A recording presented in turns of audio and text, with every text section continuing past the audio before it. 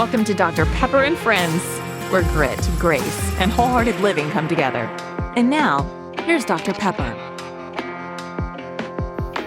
Hey, and welcome to Dr. Pepper and Friends, where grit and grace come together to make for some wholehearted living. And we are into a few episodes of our show now, so thank you so much for tuning in.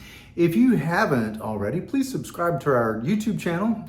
You can also subscribe to podcasts through Apple or Spotify or Amazon, wherever it is that you get your podcasts. So that means a lot to us. Just let us know that you're out there, and we're just really grateful that you would choose to be with us. So today we're talking about something that everybody needs. If you're married or if you're in a relationship, this is something that you need. We are talking about a relationship, a marriage checkup. Sometimes, especially at given points where you're turning a corner from summer to fall or from the new year or wherever that may be, it's worth it just to kind of take a step back and ask the question, how am I doing?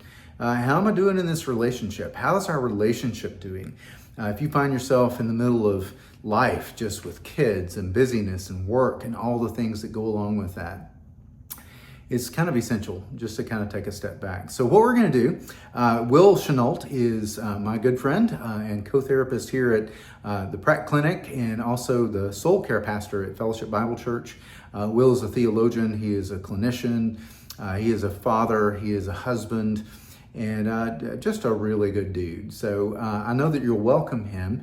But we're going to sit down together and we're going to talk about something. And I want to kind of front load this a little bit by saying this is not just kind of Pepper and Will's opinion, okay? This is not just coming out of our own marriages. This is not even strictly coming out of Scripture. And while Scripture is helpful to teach us about relationships and ultimately a relationship with God, it's not necessarily a textbook on marriage and how to go about it, the nuts and bolts of it.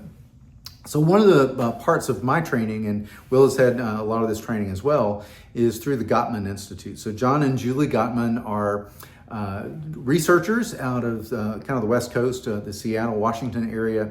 They were at the University of Washington for a long time and then transitioned to the Gottman Institute. So we have both had our training there. And one of the things that we do with almost every couple that we talk with is we take them through what's called the relationship checkup.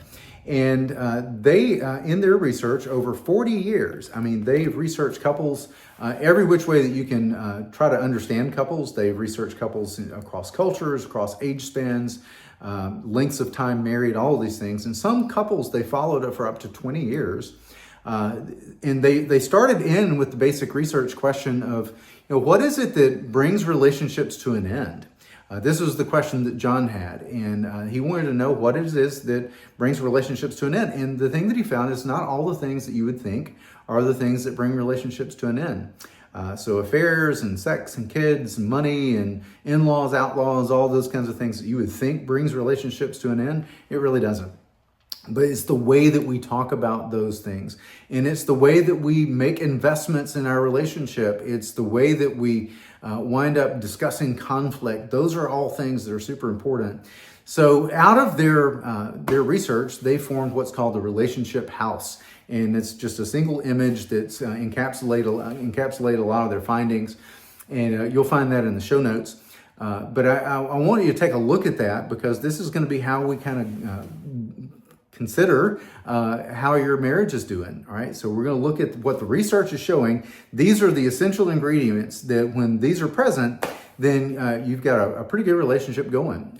But when you've got problems in a lot of these areas, then you've got some real struggles with things. But the good news is you know what to work on. All right. So this is going to give you just kind of a good feel for where you stand. The thing I would encourage you to do is we go over each of these elements in the Sound Relationship House is give yourself a grade, kind of like in school, A, B, C, D, or F.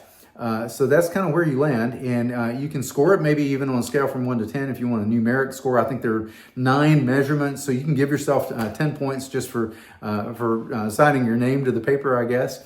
But give yourself some scores as we go through each of these elements that make for a sound relationship, and see how you're doing. So if you're a 70 and above, I guess that's passing. You really would Ideally, you'd want to be a 90 and above, but if not, then you're going to know some of the areas that you want to get to work on. And that's going to be hopefully helpful for you to just kind of see where you stand, and maybe affirming and encouraging for some of you as well.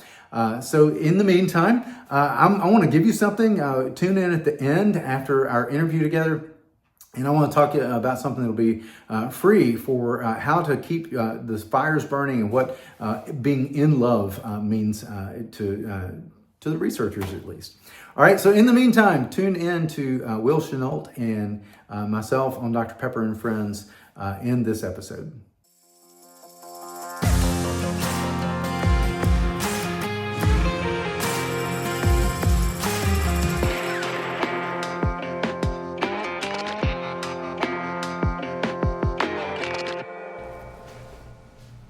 Okay, and welcome in, and we're about to go through a marriage assessment, not really a full assessment, but at least just kind of a checkup, just some key points for kind of checking in. And this is really important because you don't wait until you're in a crisis. You want to kind of do a little preventative maintenance and find out kind of where you stand from time to time before you jump right into a full crisis mode where you got to get some help. So hopefully this will be helpful for those that are tuning in and listening. So, but there are dangers, I suppose, that go without doing something like this. Right, absolutely.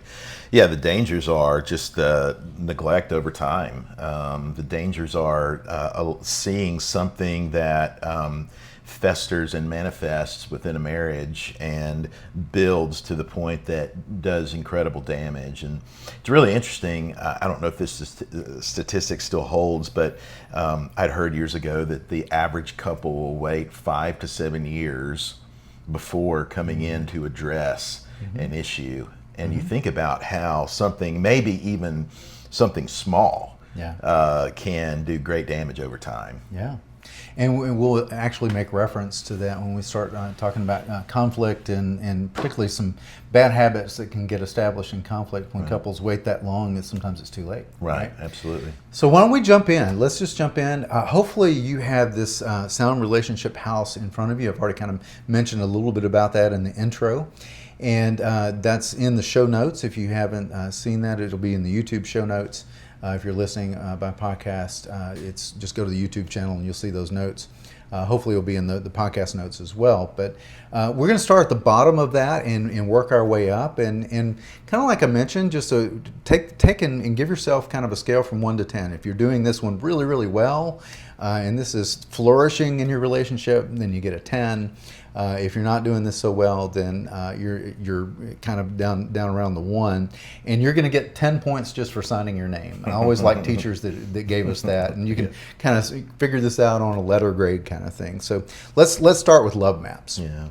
The foundation of love maps is really knowing one another's world. And so the love maps is knowing both the inner world as well as the outer world.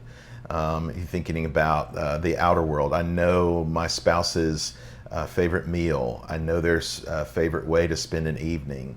I know that they love coffee first thing in the morning before they wake up. That's the outer world. I also know the inner world. I know what are they anxious about right now. What are some of the tensions maybe they're feeling within their relational world or work world. And healthy couples engage around those love maps. They check in regularly with one another. Hey, how was that tough meeting that you had today, and been praying for you? Or, hey, how's that conflict that you had with your friend? There is a sharing of life and an engagement at that level. Yeah. And it's important to just kind of know this is not a cumulative set of knowledge as much as a snapshot of where you are right now. Yeah. Because I've had some couples that have been married 40 years, and there's probably nobody on the planet that would have as much information about the other one as that other person does. But they would consistently score low because they don't feel like their partner has any curiosity about them right now. Yeah, right. Exactly. So that's, if you're scoring this, it's kind of the snapshot of how known do you feel, how much do you feel like you know your partner right now. So that's love maps. All right. The next one, as we move up the scale, there is sharing fondness and admiration. And this is just, you get married to have delight in each other, Right. and that doesn't need to go away. So part of that is just having delight for one another, but also when you look across the room at the other person, you're still really glad that you're with this person. There's a respect and an admiration that you have, that this is the mother of my children. This is somebody that I love being around. I love being with. So how do you do with fondness and admiration? Scale from 1 to 10. If that delight is really there, and there's a lot of admiration that you have for that person, then you're all up there at a 10. But if not, then it's a lower score. Try to avoid 5s. Okay, I like 4.9s and 5.1s. Yeah. A little better than just straight up 5s. Right. But sharing fondness and admiration. Right. Yeah, and then the next is the turning towards rather than turning away. And I would say within the Gottman research, this was probably one of the most important things that they found, that in any human relationship, we're always asking for bids for connection. And you think about children, Daddy, guess what I made on my test? Or this is the picture that I drew at school, or watch this funny YouTube video. And when you turn towards and accept that bid, hey, great job on your test, or that's a funny video. There's a felt sense of attunement, of connection. We are turning towards those bids for connection, and so spouses are asking for bids for connection, whether they know it or not. Hey, can we go for a walk tonight, or can we go out on a date, or how was your day? Those are all bids for connection, and healthy spouses turn towards and accept those. There's damage done when those are rejected. Yeah, it's almost like death by 1,000 paper cuts when that doesn't happen. And it's so easy to do. I mean, just as simple as, hey, would you put the clothes from the washer into the dryer? Right. If I just go and do that and I don't respond to her verbally, then I've turned away. But even if I give her a grunt, right, I got it, Yes. but then that's turning towards. Right, So right. it's easy to do. It's also easy to not do. So how do you do in your relationship at this current point in time, turning toward instead of turning away? Another one, and you see this on the Sound Relationship Checkup, it says the positive perspective. I like the term positive sentiment override or negative sentiment override. One of the things I like to tell couples is this is kind of the emotional bank balance of your relationship. So these first 3, building love maps, sharing fondness and admiration, and turning toward instead of turning away, those are ways that we make deposits into the bank account, okay? And then conflict and some of the other things that we're going to talk about in a minute are ways that we can write checks out of the account. But this positive sentiment override is kind of the bank balance. So when you're in positive perspective or positive sentiment override, then it's like there's room for grace, there's room for benefit of the doubt. And when your partner says something to you, it's easier to turn with curiosity to her, to say, oh, what was that? Tell me more about that. But when you're in negative perspective or negative sentiment override, it's more like, this is just what the heck. I mean, turn more with a combative stance and not curiosity. And that's where a lot of these little fights that are not about the content spin out. There's somebody said something or looked at you a wrong way, and then all of a sudden you're off to the races. And that's when you're in negative sentiment override. So where do you stand with that today? Are you kind of above average? Do you feel like you're above 70 or 80 or 90? Or where are you? A scale from 1 to 10. See if you can rate yourself there. Yeah, and then we look at all of those things are kind of the first 3, the building of love maps and fondness and admiration, turning towards. That's the fuel that is poured into a relationship. That then, when we move to managing conflict, you've got something to work from. Yeah. So this next one on the Sound Relationship House, you'll see that managing conflict. It's there's a lot to it. Okay, so we could probably spend a whole hour just on this, and we'll do this one someday in a whole show. But flooding is a part of that. So when you and your partner start to talk about an issue, is there the ability to kind of stay present, or does that fight or flight kick in? And when that fight or flight kicks in and there's this flooding in your body, then sometimes you just get really reactive and you say things that you later regret, and then that's when it becomes about something besides the issue itself. Right. And the Gottman talk about these 4 horsemen of the apocalypse, and if there's anything that's quoted as much by the Gottmans, it's this, and that is that when one of these 4 behaviors show up, then there's over a 91% chance that relationship ends in like 5.8 years, and it takes most couples 6 years to get help. So there's 4 of these. So we'll talk about the first 2. Yeah, the first 2 would be criticism, defensiveness. And I mean, that's basically self-explanatory. Criticism is there is no grace. Let me point out your worst flaws, and let me bring that to your attention with no ability with no move to come back and make that right. When we all know what criticism feels like, criticism that doesn't have any sort of view of my change, that can be really destructive. You're always gone. You're never at home. Yeah, that's right. When are we ever going to have any time? Yeah. It's the global. You always, you never. Defensiveness is just the inability to take ownership for your actions. Somebody who's a defensive person never goes, okay, I get it. Yes, I do that. I'm sorry. I shouldn't have done that. I see that. A defensive person, it's always flipped around. Well, you do this. Yeah. You can't say I'm always gone. Last Monday between 7 and 9, I was here. Where were you? Right. Exactly. Exactly. And when that happens, you're off in the ditch and you're stuck and you're not going to be able to repair. Yeah. And a lot of times when it starts out with criticism and defensiveness, then the third of those 4 horsemen is contempt. Contempt is kind of hard to express with words because it's kind of nonverbal. It's voice tone, it's intensity, it's looks, it's eye rolling, shoulder shrugging, door slamming, stomping, all of those kinds of things that kind of communicate the message of I can't stand to breathe the same air that you're in. Right. And that's when those fights get really personal and destructive because you're tearing at things that can't be untorn at that point. And contempt is where it really takes off and takes on a lot of energy. It's like a thunderstorm supercell that kind of takes off, and before you know it, it's spinning out. And then the last one is, of the 4 horsemen is stonewalling, and that's shutting down. I'm just not going to do this. I'm not going to talk to you. And you think that you're preserving something in the relationship when you're doing that, but you're really leaving that other person even more damaged. Right. And the Gottmans are Jewish, as far as I know. John Gottman's, he wears his yarmulke in a lot of his videos, but he's borrowed from this New Testament concept to say that when criticism, defensiveness, and contempt and stonewalling show up, the end of the world is near. This is letting you know that when these are regular parts of your conflict conversations, there's bigger problems than you realize. Now, I will say this.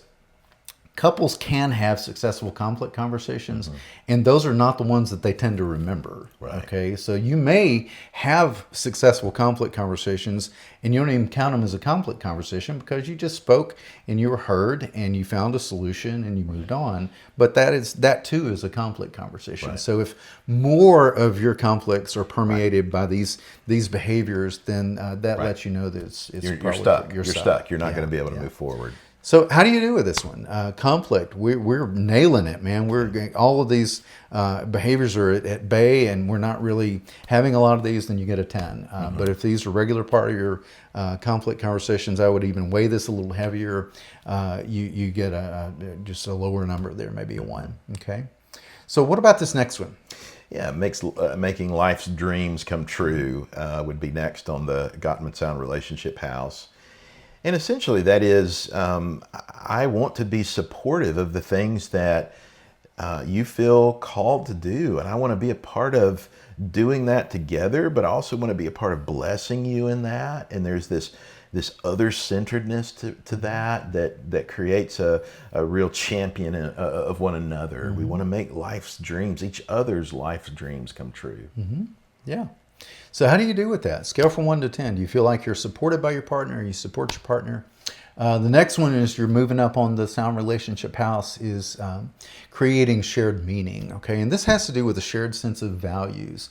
There was a study, University of Nebraska, a guy named Nick Stenay did this study back in the 80s, and it was everybody measures what a dysfunctional family is. He wanted to measure what was a healthy family, and one of his findings in that research was that a healthy family is somebody that has a shared sense of values, even if they don't have a religious background one way or the other. They have a sense of faith that informs their practice, was the language that he used. And the Gottmans have found this same kind of thing in their research. Just that there are things like they call them symbols, but there are things like faith and finances and family.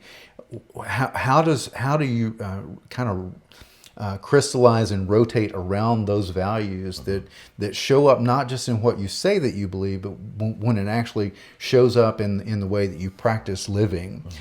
So how do you do with that as far as creating shared meaning for one another and talking about values, but also living those out?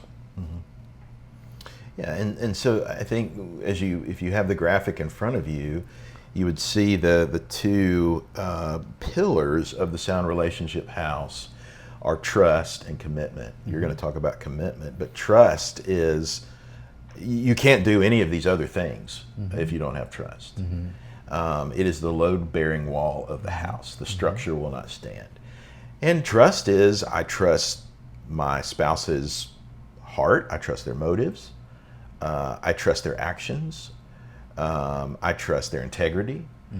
Without that, everything is suspect. And so when there's been a breach of trust, when there's been a moral failure, an affair, when there's been a dishonesty and hiddenness in that, and until that is worked through and repaired, none of these other good things can happen. Trust is absolutely crucial.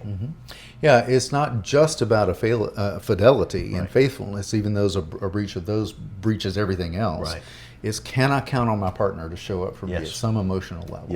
Right? Yes. And then the last one, there's the other wall on the house, and that's commitment. And that is, if all of these are not scoring really high, are you committed to making this relationship last? Is this important enough to you that you're willing to do the work and you're willing to create some change in yourself and in the relationship in order to grow and to improve? All right. So how do you do with that? So if you've scored scale from 1 to 10 on each of these, there should be 9 of those. And give yourself 10 points just for signing your name to it, and give yourself a score. And does that turn out to be an A, a B, a C, a D, or an F, right? So see how you did with that. Now, what we kind of notice is any of those areas that are above a 5, those are probably strengths. And then any of those areas that are below a 5, those are some things that you want to begin to target for some initial growth. So in our next episode, the thing that we're going to talk about is that if you're not happy with the score there, what do you do about that? What's the next steps that we want to take to begin some improvement? And that would be whether if it's therapy or something like that. If you come to us, that's fine. But if you go to somebody else, this is not just for us. Okay, this is for you, and knowing when the time maybe has come for you to dig in a little deeper and do some other work. Yep, absolutely. All right. Well, thank you so much for tuning in. And be sure and check out next week's episode. And like I always say, please subscribe to the show for whether it's on YouTube or Apple or Spotify, so that we'll know who's out there. So thanks a lot, and I'll see you next time. Thank you so much, Will Chenault, for joining us. Will is an old friend, and we're always grateful for the times that he's able to co-host with me. And so you've got your score now. You've kind of got your letter grade. You know how you're doing. So let's see what we need to do about that. So some of you, we're just going to kind of hang out, and you're going to continue to cultivate your relationship. It may be that you need to do some reading. It may be that you need to do some podcasts and listen to some other things to kind of shore up some places that are not doing so well in your marriage relationship. Maybe that you need therapy. It may be that you need intensive therapy. So that's kind of our segue to the next show, which is going to be how to know which it is that you need. Do you just need to read some books and listen to some stuff, or do you need to get in and see somebody? Or are you in the kind of shape where you really need to do something more intensive, and what does that even look like, and how do you go about doing that? So we're going to talk about that in the next episode. episode. In the meantime, I want to share just a short little section from an e-course that I've done called Marriage 101. And it's just going to be a single video that's got a PDF that goes with it. And it's called kind of falling in love, staying in love. So how to know if you've got those in love feelings, where do they come from? What do you do if they've started to dissipate just a little bit? So that's a free resource. You can click the link below and nab that. And then if you want to do a deeper dive, you can look at the Marriage 101 e-course that I've actually reduced the price on. So I hope you'll pick that up as well. So thank you so much for tuning in. And once again, please subscribe to our channel so we'll know you're out there. It is time to go fishing.